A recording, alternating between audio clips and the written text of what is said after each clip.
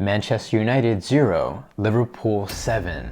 Yes, 7. Forget football, that's literally the score of a baseball game, and is also the single largest defeat United have suffered in almost a century. And I know we all saw the game, but it's hard to process football when every other second someone's celebrating a goal. Which is why today we're breaking down how Liverpool destroyed Man United. Welcome back, guys. You're watching the Sideline Starters, and my name is Andy, first team all sideline. And as always, don't forget to hit the like button to help us keep growing. Without further ado, let's get started. This wasn't a game lost on talent or a gulf in class. It was lost on tactics and the inability to change what obviously wasn't working. Now usually Erik ten Hag sets his team up in a 4-2-3-1. As long as Maguire is nowhere near the starting 11, the defensive line is fine for the most part. Casemiro is the best holding midfielder in the league and gives them cover, while Bruno Fernandes pulls the strings higher up the pitch, unleashing Marcus Rashford as he runs in behind from the left wing position. Naturally, a lot of United fans couldn't wait for that one-on-one duel between Rashford and Alexander-Arnold down that left-hand side, since Rashford is having the best season of his career while Trent is having his worst. But Ten Hag opted for something a little different. Instead of playing Rashford on the left, he put him up top as a striker, dropping Wout Weghorst deeper to help Casemiro and Fred press Liverpool's midfield three, and pushing Fernandes out wide to face Trent instead. And I can somewhat understand why he did this, because Weghorst is actually incredible defensively, as the 6'6" giant ranks in the 98th percentiles for tackles in the final third, 95th for dribblers challenged, and 94th for interceptions amongst forwards per 90. The only problem is if you ask Weghorst to drop deeper, that leaves United's attacking press outnumbered 3-4.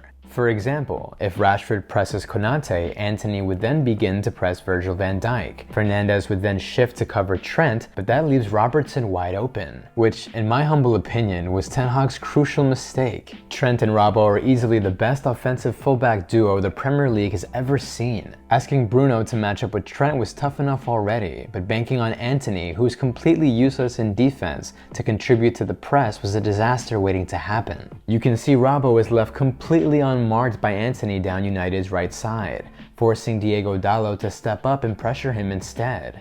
Antony doesn't even attempt to track back, leaving Fred for dead, who clearly can't cover all the space behind him. Robbo then calmly lays it off for Gakpo as the Dutchman goes on to beat Varane in a 1v1, scoring Liverpool's first of 7 goals. To United's credit, they went into halftime only down 1-0 and showed signs of life through Luke Shaw's service down the left-hand side. But it all came crashing down in the second half when Klopp made adjustments.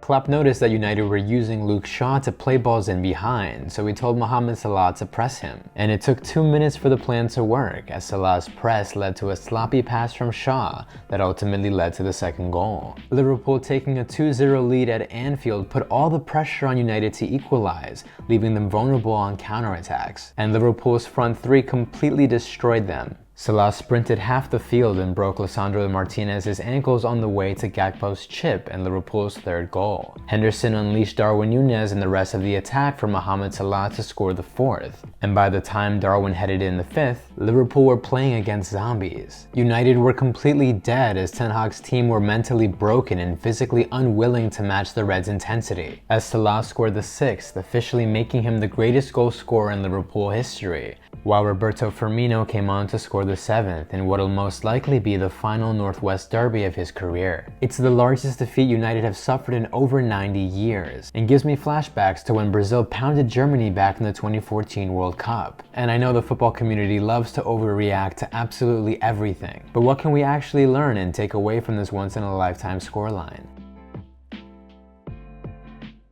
Well, for starters, I think we have to agree on one thing. Marcus Rashford is not a striker. And if you don't want to take it from me, take it from these guys. I think playing from the sides, let's say a Mane position, I think he can be a very good player, probably better than a number 9. Well, I don't think he's a striker. He operates really from the left-hand side, which is fantastic. Rashford is a pacey left winger who excels in space, who finally unlocked elite finishing after spending 7 years on United's first team. He's incredible to watch, but only when he's placed in situations that suit his strengths, which in absolute fairness is literally the case for every other footballer on the planet. Secondly, Liverpool fans need to be patient with Darwin Núñez and Cody Gakpo. In Darwin's case, it's that massive price tag that's looming over his head, but the numbers suggest suggest that if the Reds are patient enough, by next season we could be looking at one of the best players in the entire league. Nunez ranks in the 99th percentiles for expected goals per 90, 99th in shots on target, and 93rd for carries into the final third. The kid is absolutely rapid, is always in the right position to score, and can break down defenses on his own. The only thing missing is that clinical finishing, but if we waited 8 years for Rashford to find his, we should definitely be willing to give Darwin more than 8 months. Gakpo, on the other hand, has shown us he's a great finisher, scoring an impressive amount of goals in the Eredivisie, and finishing as Holland's top goal scorer in the World Cup. And that performance on Sunday might just kickstart his ascendancy. And lastly, Jurgen Klopp is still an elite manager. Liverpool have had an awful season by their standards, and absolutely no one saw a 7-0 victory coming. But Klopp nullified Ten Hag's game plan in the first half, and made the necessary adjustments in the second to completely suffocate them. Some say he's loyal to a fault, continuing to start players who are clearly out of form and lacking in confidence. But ultimately, he's earned the right to make those mistakes, and more importantly, he must be given the time to correct them. And that's all I got for today, guys. Don't forget to like, subscribe, and let me know what you thought of the game in the comment section below. And if you want to see something even more shocking than a 7-0 victory, click right here. Click it. Do it. Thanks, guys. Till next time, everyone.